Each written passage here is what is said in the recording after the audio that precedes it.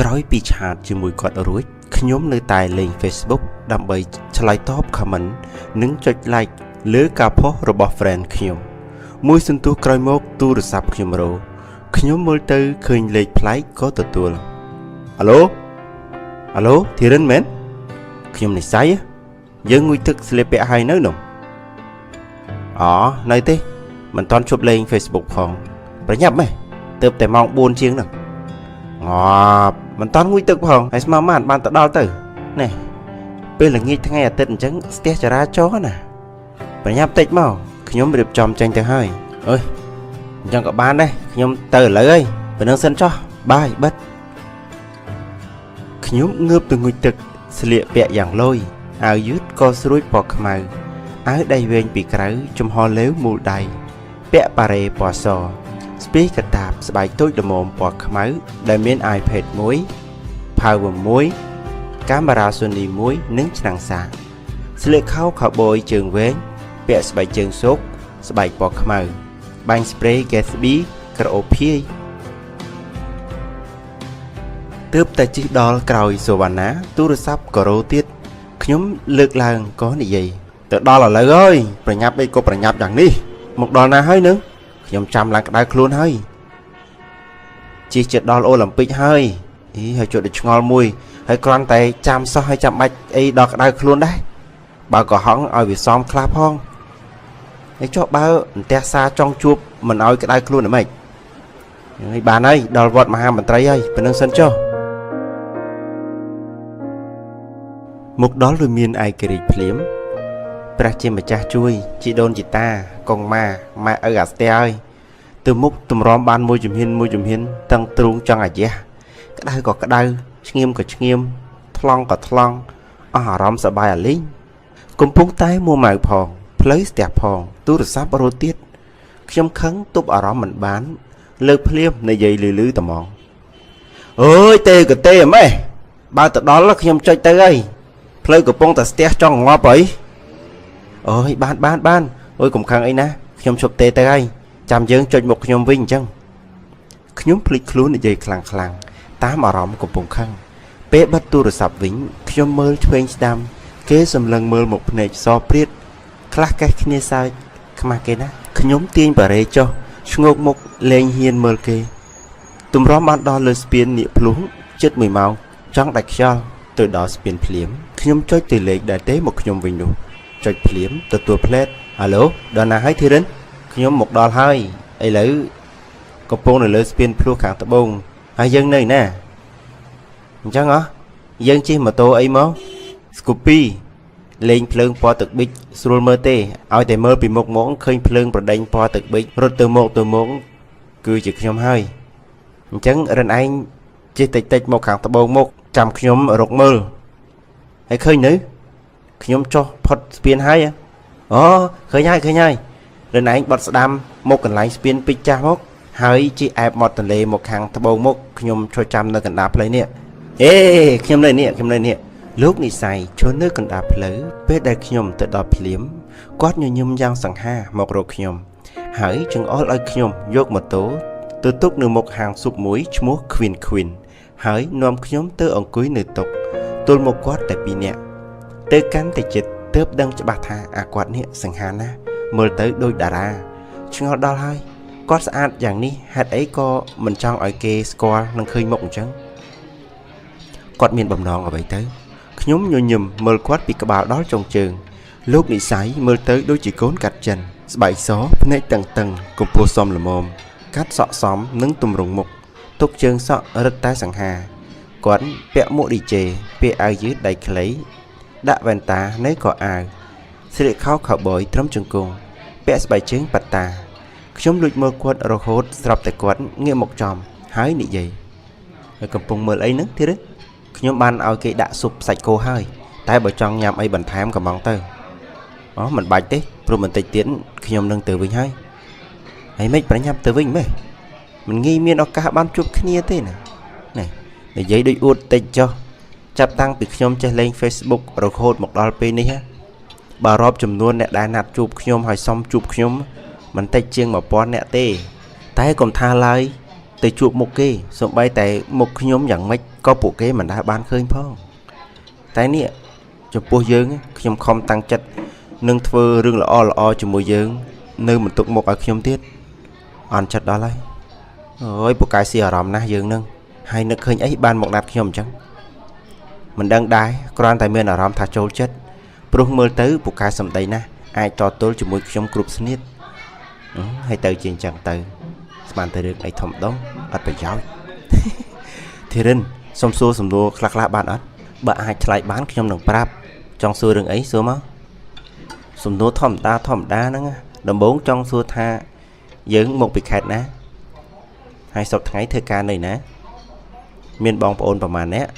ហើយស្នាក់នៅឯណានៅជាមួយអ្នកណាហើយមានសង្សារនៅងាប់មើលគេសួរគិតថាខ្ញុំនឹងមកសម្ភាសធ្វើការងារមែនឬក៏មកជំរឿនទុកចែកអំណោយខ្ញុំពិតជាចង់ដឹងមែនណាឆ្លើយព្រាមមកសុំបងយ៉ាប់អញ្ចឹងក៏បានដែរខ្ញុំមកពីខេត្តព្រៃវែងមិនទាន់មានការងារធ្វើទេទើបតែរៀនឆ្នាំទី3ខ្ញុំមានបងប្អូន2នាក់រាល់ថ្ងៃជួលបន្ទប់នៅម្នាក់ឯងក្បែរផ្សារស្ទឹងមានជ័យចំណែកសង្សារវិញបើពីមុនមានតែឥឡូវដាច់គ្នាហើយនាងជ្រើសរើសគេព្រោះគេអ្នកមានខ្ញុំមានតែចិត្តស្មោះគេមិនត្រូវការនោះទេនៅដល់រឿងនេះខ្ញុំចង់តែយំទេហើយមិនដឹងជាយំស្អីទេកូនប្រុសដើមទ្រូង5ហាត់មួយទាំងមូលមិនត្រូវសម្រក់ទឹកភ្នែកដោយសារមនុស្សស្រីនោះទេត្រូវរឹងមាំឡើងបើគេបោះបង់យើងចោលទៅហើយកុំនៅអាឡ័យគេទៀតធ្វើអីបើគេមានថ្មីបានយើងក៏អាចមានថ្មីបានដែរ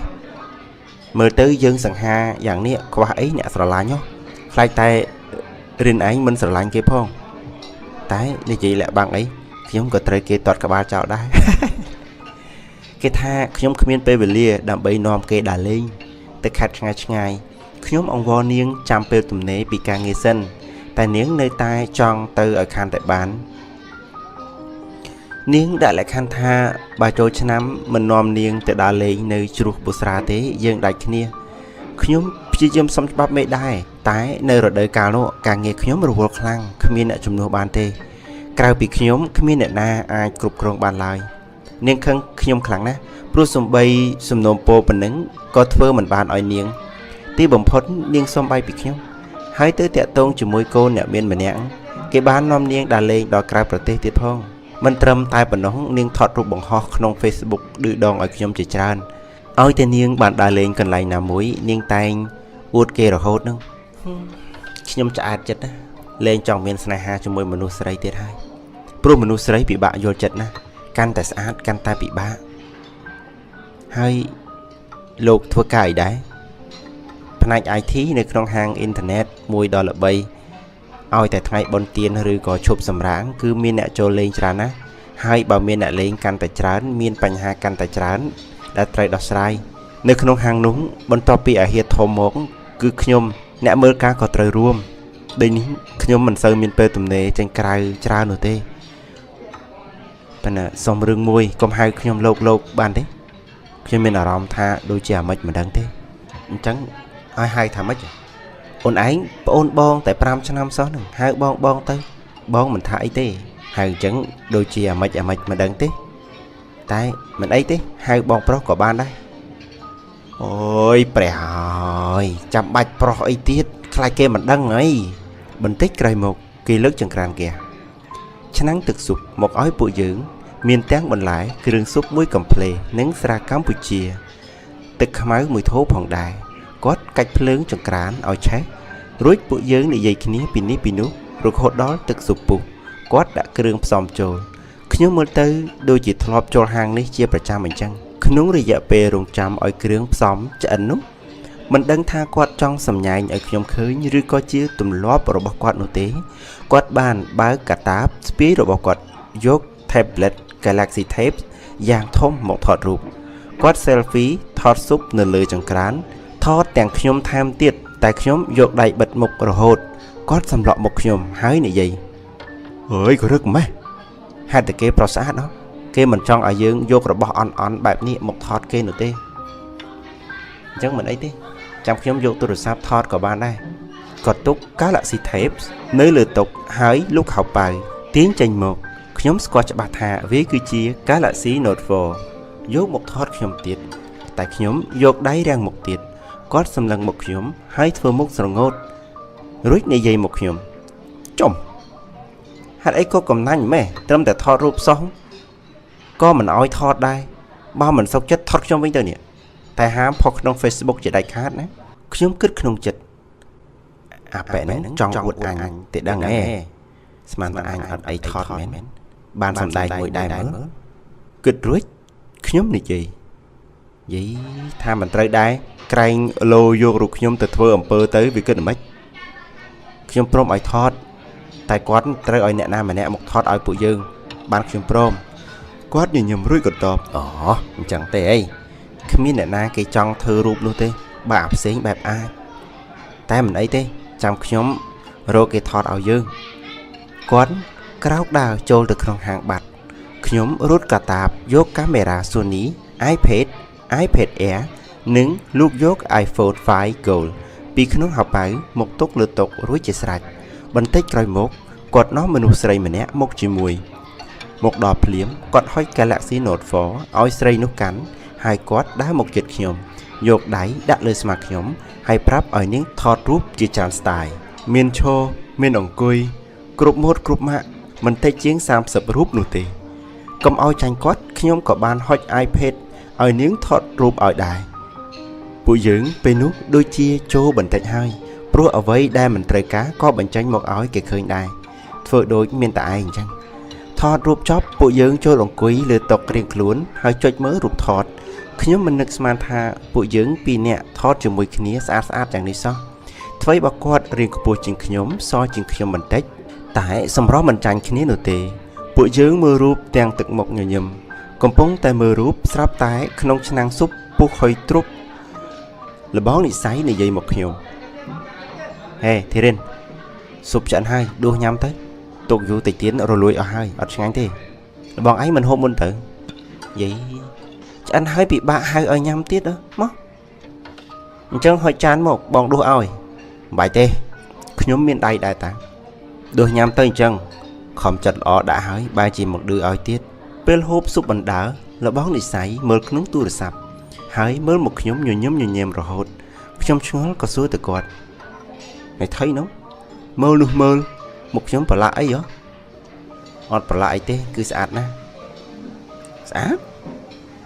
trong mình đi thăm ấy cứ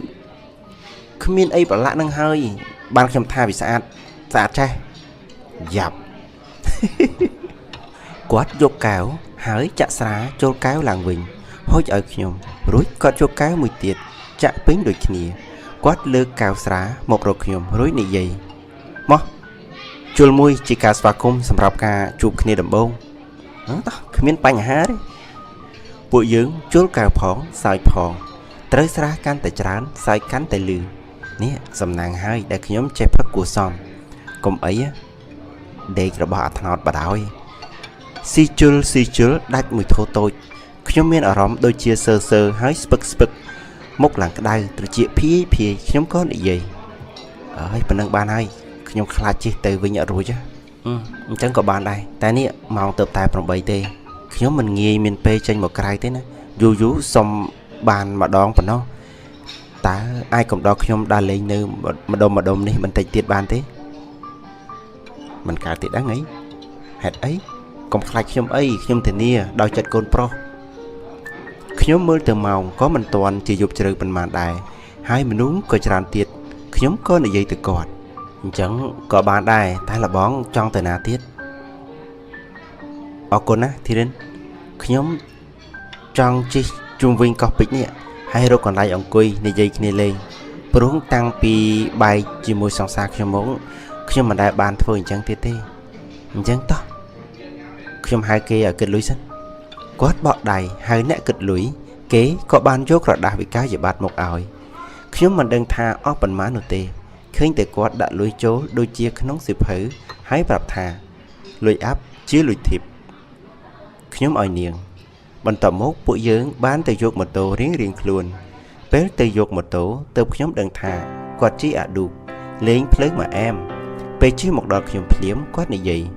mà chỉ mà tam bao mốt រួចខ្ញុំក៏ជិះតាមក្រោយគាត់ទៅដល់ផ្លូវធំមុខអគារគេកា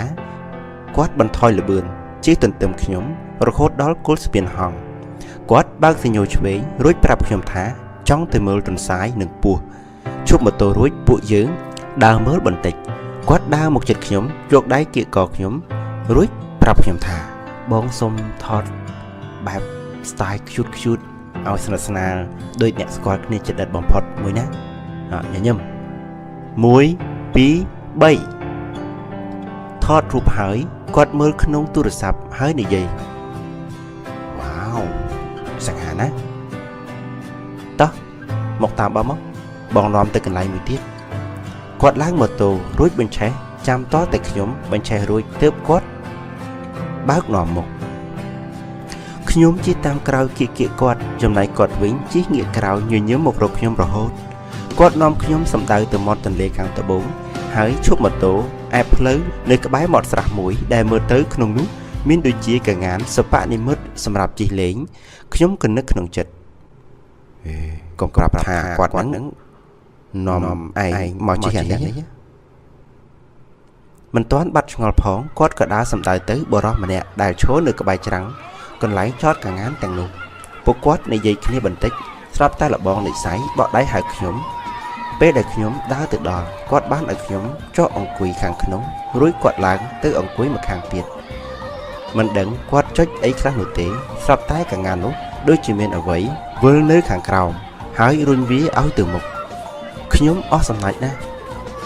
គាត់ក៏សើចដែរពេលនោះមេឃក៏កាន់តែងងឹតមើលគ្នាលេងស្គាល់ហើយដែរ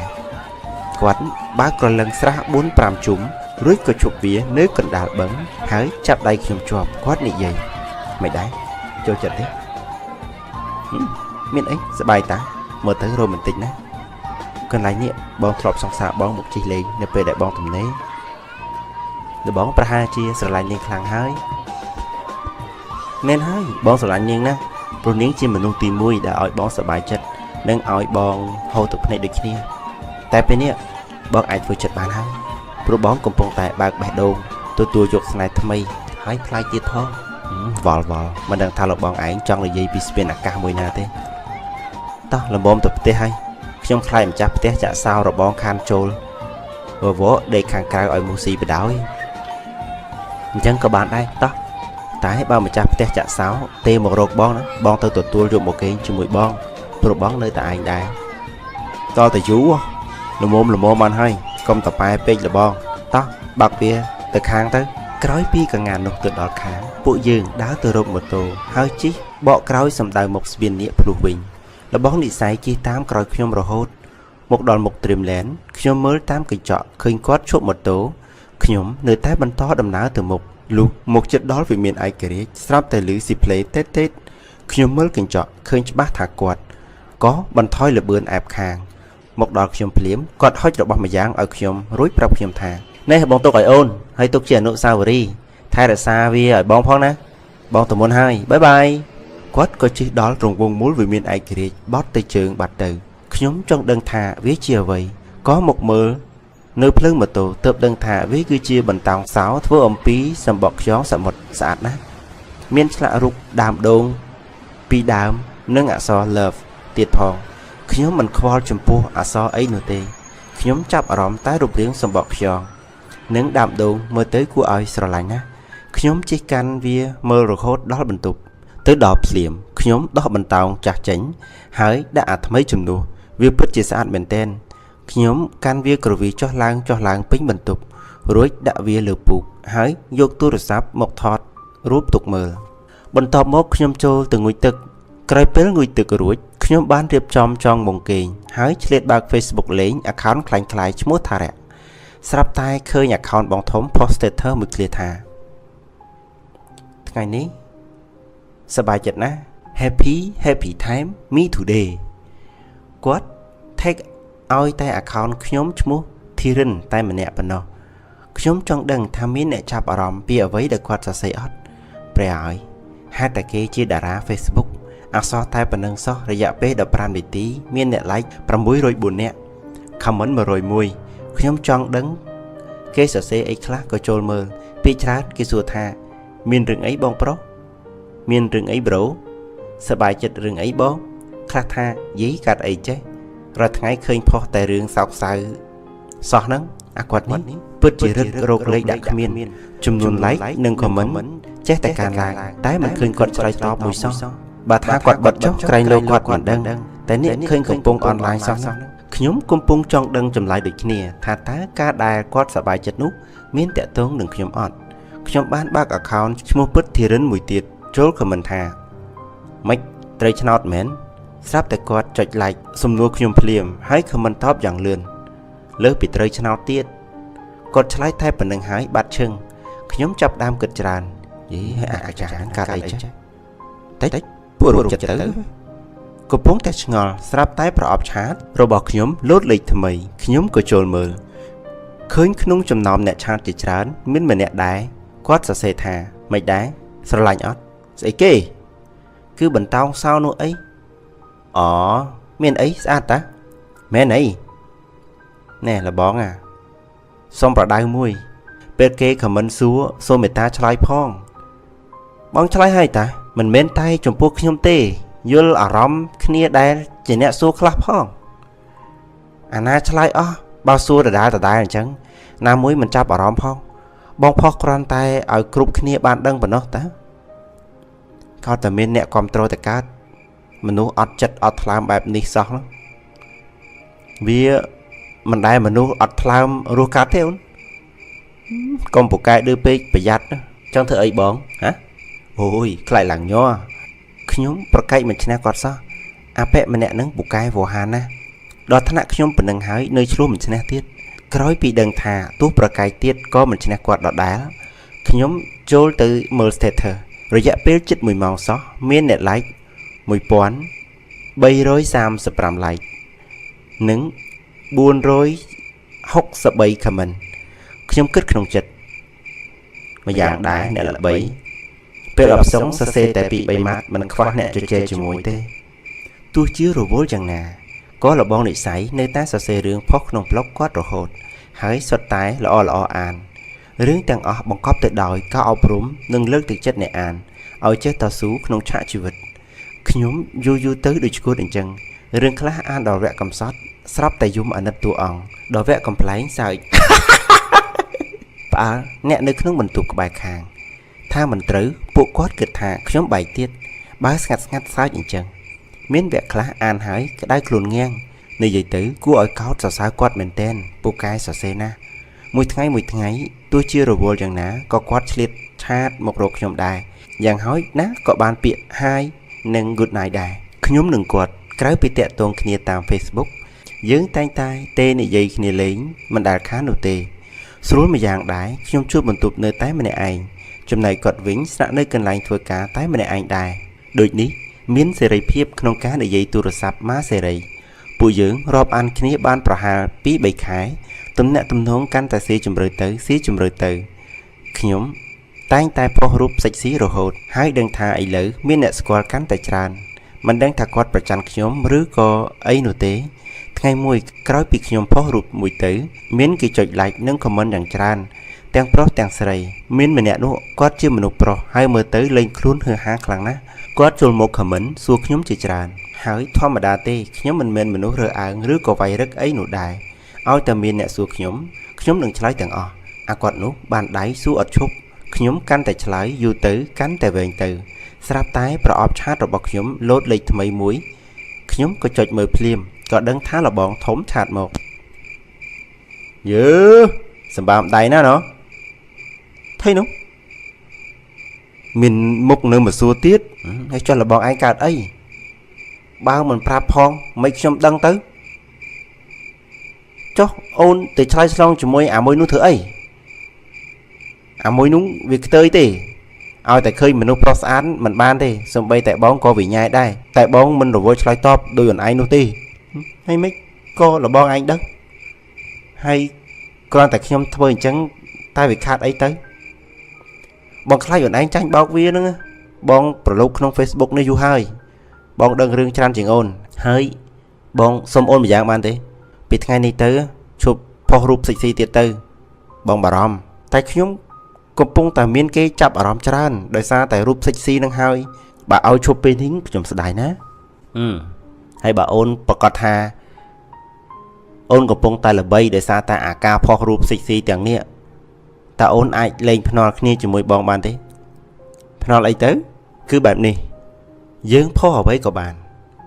កំណត់រយៈពេល24ម៉ោងបើអ្នកណាបានចំនួន like ច្រើនជាងជាអ្នកឈ្នះ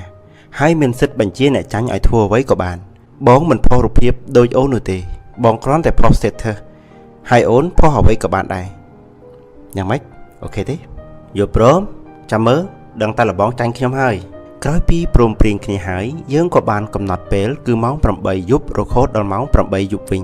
យកលទ្ធផលខ្ញុំបានយករូបថតពីមុនផងថតភ្លាមផងផ្ទឹមគ្នារួចជ្រើសរើសយកតែមួយប៉ុណ្ណោះក្រោយពីរើសបានហើយខ្ញុំរងចាំឲ្យទៅដល់ម៉ោង8និងអាលផុសមិនទាន់ដល់ម៉ោង8ស្រួលបួលផងខ្ញុំចាប់ផ្ដើមផុសរូបនិងសរសេរថាសម្លាច់ម្នាក់មួយមកណាអ្នកទាំងអស់គ្នាពេលនេះខ្ញុំកំពុងភ្នាល់គ្នាបើខ្ញុំបានlikeតិចខ្ញុំនឹងចាញ់បងខ្ញុំហើយគាត់នឹងលែងឲ្យខ្ញុំផុសរូប sexy ទៀតហើយអរគុណទុកជាមុនណាខ្ញុំ tag ឲ្យ friend ខ្ញុំ50នាក់គ្រាន់តែផុសភ្លាមចំនួន like កាន់ឡើងអស់ស្ទះសូម្បីតែអ្នកដែលមិនមែនជា friend ខ្ញុំក៏ចុច like ឲ្យដែរ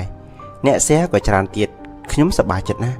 ខ្ញុំចូលទៅមើលលបងធំម្ដងមើលថាតើគាត់បានផុសអីទីបំផុតខ្ញុំឃើញហើយគឺគាត់ផុស status ខ្លីមួយប៉ុណ្ណោះគាត់សរសេរថាតើមានអ្នកណាចង់ឃើញមុខខ្ញុំទេបើចង់ចុច like ម្នាក់មួយទៅគាត់ tag ឲ្យតែខ្ញុំម្នាក់គត់អ្វីបើមិនមែនជារូបតែអ្នកពេញចិត្តពាក្យនេះក៏មិនស្ទើរដែរចំនួនអ្នក like កើនឡើងគួរឲ្យចាប់អារម្មណ៍លទ្ធផលរយៈពេល10នាទីខ្ញុំ553គាត់408ហើយចំនួននៅតែកើនឡើងឥតឈប់កំពុងតែភ័យអស្រាប់តែគាត់ឆាតមកឌឺដងហេតុតែយើងមិនមែនជាតារាដូចគេគ្មានអ្នកណាគេចាប់អារម្មណ៍ទេក៏មកបកកែឌឺលបងធ្វើម៉េចខ្ញុំមិនមែនជាអ្នកចេះដឹងជ្រៅជ្រះដូចគេធ្វើអីក៏មិនដូចគេអ្នកចេះដឹងដែរបានហើយបងសុំចាញ់ហើយអូនបកកែ9បើអញ្ចឹងមេនុះសរសើរពេកហើយមិនហ៊ានទទួលទេបាទពេលនេះសូមចប់បាទចប់ដោយបរិបូរបាទសូមអរគុណសូមជម្រាបសួរខ្ញុំចូលទៅមើលលទ្ធផលម្ដងទៀតមុនចូលដេករយៈពេល1ម៉ោងខ្ញុំ1974គាត់1932ខ្ញុំញញឹមបិទមាត់មិនចិត្តទេគឺរកវិធីពីនៃលបងនឹងម្ដងចុចមើលចុះចុចមើលឡើងឃើញគេ share គ្នាតពីរឿងកុនថៃមួយដែលមានចំណងជើងថា I'm fine thank you love you ដែលដាក់បញ្ចាំងនៅ Aeon ខ្ញុំមើលទៅតួទាំងពីរស្អាតណាស់ក៏ថត screen ទុកហើយក៏ចូលទៅដេកទៅព្រឹកឡើងម៉ោង6:15នាទីភ្ញាក់ពីដេកភ្លាមទាញទូរស័ព្ទបើក Facebook ប្រែឲ្យព្រលឹងចុងសក់ស្វាងងងុយដេកចេះខ្ញុំបាន2089គាត់3478ហេតុអីក៏ friend គាត់លេងច្រើននៅពេលយប់បែបនេះឃើញលទ្ធផលហើយខ្ញុំចុចបិទវិញយ៉ាងលឿនព្រោះខ្លាចគេឆាតចំអកឲ្យខ្ញុំចាប់ដើមភ័យបុកពោះភឹបលេងចង់ហ៊ានបើកមើលទៀតហើយអស់សង្ឃឹមរងចាំតែដល់ម៉ោង8យប់នឹងអាលទទួលយកការពិតខ្ញុំលេងមានអារម្មណ៍ជាមួយ Facebook ទៀតហើយចេះតែសោកសៅម្នាក់ឯងរយៈពេលយូរនៅតែមិនទាន់ដល់ម៉ោង8ទៀតក្នុងថ្ងៃនោះខ្ញុំដើរចុះដើរឡើងនៅមិនសុខសោះទីបំផុតមួយថ្ងៃបានកន្លងផុតទៅខ្ញុំចុចបើកទាំងបេះដូងលោតញាប់ស្ទើរធ្លាយចេញក្រៅខ្ញុំមើលរបស់គាត់មុនឃើញ4256ខ្ញុំចង់ធ្លាក់ទូរស័ព្ទពីដៃស្ទើរតែមិនហ៊ានបើកមើលរបស់ខ្ញុំ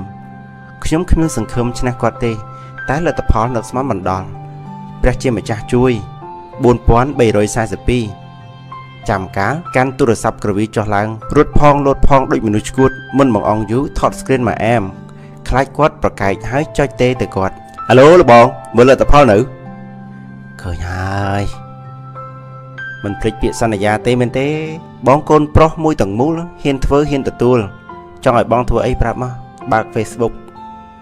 ខ្ញុំទៅមានរបស់ផ្ញើឲ្យមើលហើយអញ្ចឹងប៉ុណ្្នឹងហើយអញ្ចឹងខ្ញុំបានផ្ញើរូបថត screen រឿងកុនឲ្យទៅគាត់រួចសរសេរឆាតបន្តខ្ញុំចង់ទៅមើលវាលបងអាចធ្វើបានអត់បានចាំស្អែកបងសុំឲ្យហៀមកព្រឹកមែនអីអញ្ចឹងខ្ញុំត្រៀមហើយណាអញ្ចឹងព្រឹកស្អែកចាំបងទេទៅ បាទអញ្ចឹងប៉ុណ្ណឹងហើយបាយបាយខ្ញុំនៅតែចូលមើលចង់ដឹងថាមានអ្នក like ទៀតអត់រូបខ្ញុំលែងសើមានអ្នក like ទៀតហើយយូរមួយចំណែកស្ថិតធ្វើគាត់ឲ្យតែដល់ពេលយប់គឺមានអ្នក like ច្រើនណាស់នេះសំណាងហើយដែលកំណត់ពេល24ម៉ោងកុំអីចាញ់គាត់ទាំងអាម៉ាស់ដល់ម៉ោង8ជាងខ្ញុំបាន4443គាត់បាន4665ហើយនៅមានជាបន្តទៀតអ្វីបើខ្ញុំឈ្នះតែខ្ញុំនៅតែខ្លាចគាត់ហើយលែងហ៊ានភ្នាល់ជាមួយគាត់ទៀតហើយខ្ញុំអាម៉ាស់ខ្លួនខ្ញុំណាសុកចិត្តថតស្ទើរតែអាក្រាតកាយហើយថេករំខានគេជាច្រើនទៀតចំណែកគាត់សរសេរតែ2-3ម៉ាត់សោះហើយថេកឲ្យតែខ្ញុំម្នាក់គត់ខ្ញុំសឹងតែមិនឈ្នះគាត់ផងទម្រាំគាត់ឲ្យឃើញមុខទៀតខ្ញុំច្បាស់ជាចាញ់គាត់រហូតក្អួតឈាមទាំងកថាមិនខាននោះទេក្រោយពីដឹងថាឈ្នះគាត់ហើយខ្ញុំក៏លែងរវល់អ្នកណាចុច like អីទៀតហើយខ្ញុំចូលដេកយ៉ាងមានសេចក្តីសុខរហូតដល់ម៉ោង6:35គាត់ទេមកខ្ញុំហឡូក្រោកពីដេកនៅក្រោកហើយ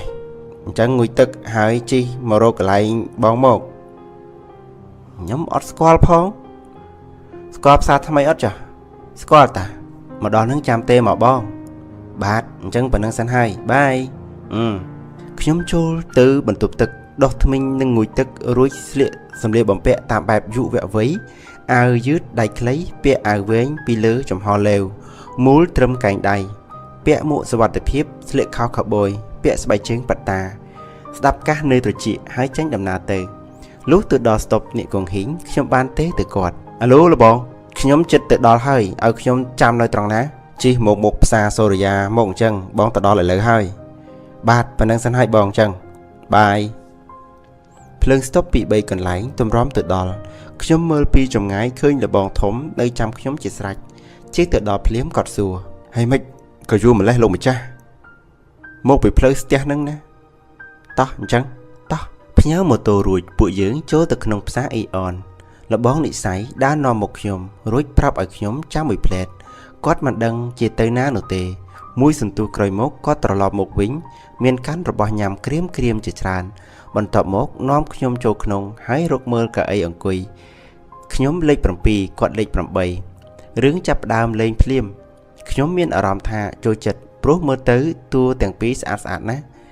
លបងនិស័យហើយកញ្ចប់នំនិងយកពោតផ្ទុះមកហុចឲ្យខ្ញុំពួកយើងហូបបណ្ដើមើលគុណបណ្ដើ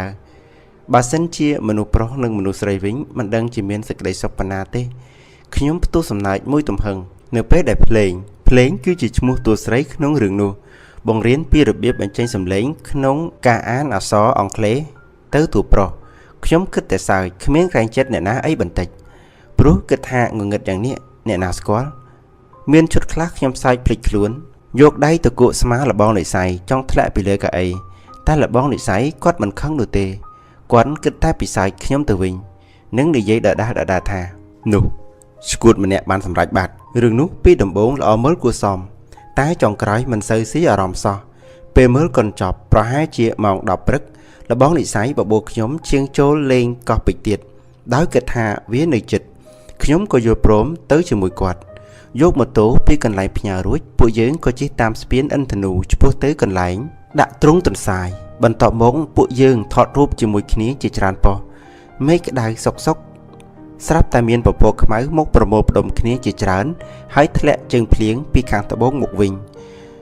គឺចាប់ពីស្ពានច្បារអំពើមកជើងបន្តិចក្រោយមកទឹកភ្លៀងធ្លាក់មកលាយឡំជាមួយនឹងខ្យល់បក់យ៉ាងខ្លាំងពីទិសខាងត្បូងមកដំបូងពួកយើងជ្រកនៅជំហៀងខាងជើងទ្រង់ទន្សាយប៉ុន្តែទឹកចេះតែសាចដេញពីខាងជើងមកវិញពួកយើងចេះតែផ្លាស់ប្ដូរចុះឡើងហើយកាន់តែទៅគៀកគ្នាបំផុតលបងនិស័យយកដៃបាំងទឹកភ្លៀងឲ្យខ្ញុំពេលដែលគាត់លើកដៃឡើងច្រមុះរបស់ខ្ញុំ